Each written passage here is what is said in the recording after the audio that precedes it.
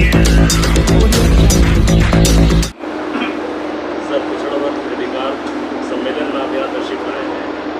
अगर कांग्रेस की सरकार बनती है तो किस तरीके का अधिकार पिछड़े वर्ग को दिए जाएंगे?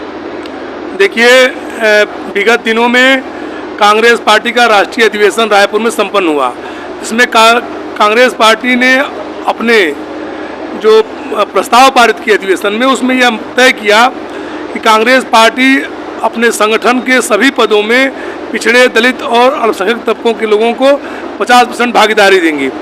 साथ ही कांग्रेस पार्टी का यह मानना है कि इस देश में जातिगत जनगणना करा के जो बहुसंख्यक पिछड़े वर्ग की आबादी है उसका इस देश के संसाधनों में, सत्ता में भागीदारी सुनिश्चित कराया जाए, जिसको लेकर आपने देखा होगा कि पिछले दिनों संसद सत्र में हमारे नेता खड़गे जी, सोनिया गांधी और राहुल गांधी लगातार इस बात को कह रहे हैं कि जो जातिगत जनगणना कांग्रेस की सरकार में कराई गई थी उसका आंकड़ा सरकार जारी करे। अगर सरकार नहीं जारी करती है तो हमारी सरकार केंद्र में आएगी, हम पिछड़े वर्ग की जातिगत जनगणना कराकर और उस आंकड़ों को जारी करेंगे। और कांग्रेस की मांग है कि इस देश में जो हाल में महिला आरक्षण बिल लागू हुआ है उसमें भी पिछड़े वर्ग को संख्या के अनुपात में उनको आरक्षण दिया जाए। इन्हीं सवालों को लेके उत्तर प्रदेश कांग्रेस कमेटी पिछड़ा वर्ग विभाग सभी मंडलों में मंडलीय सम्मेलन किया है।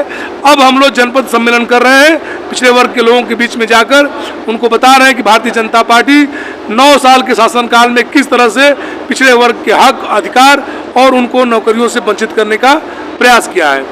जिस तरीके से महिला आरक्षण बिल संसद में पेश किया गया और जो उसकी कंडीशन है उसके हिसाब से 2039 तक महिलाओं को आरक्षण नहीं मिल पाएगा। देखिए, भारतीय जनता पार्टी इस देश की गरीब आवाम को ठगने का काम करती रही है।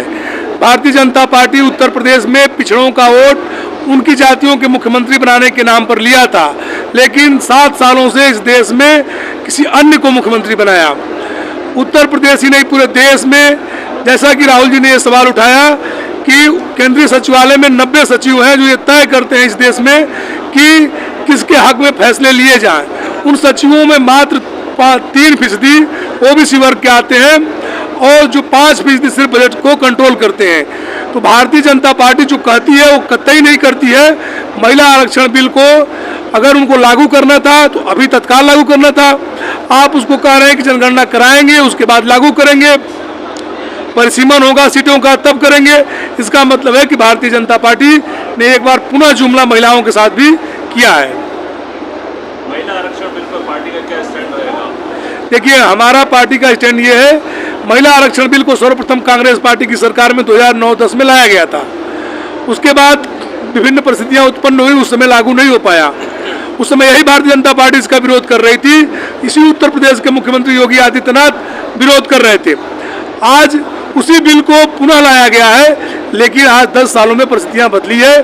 कांग्रेस पार्टी का मानना है कि महिला आरक्षण बिल में SC, ST, OBC और माइनॉरिटी के महिलाओं को भागीदारी देनी चाहिए। अगर कांग्रेस की सरकार बनती है उस स्थिति में क्या करेंगे? कांग्रेस की अगर सरकार बनती है तो जो हमारे एजेंडे में है उसको हम लागू करेंगे। महिला आरक्षण बिल में OBC, माइनॉरिटी, दलित को आरक्षण देंगे, जातिगत जनगणना कराकर पिछड़ों को भागीदारी देंगे और इस देश में जो पिछड़े वर्ग का हक है उसको हम लोग देने का काम करेंगे।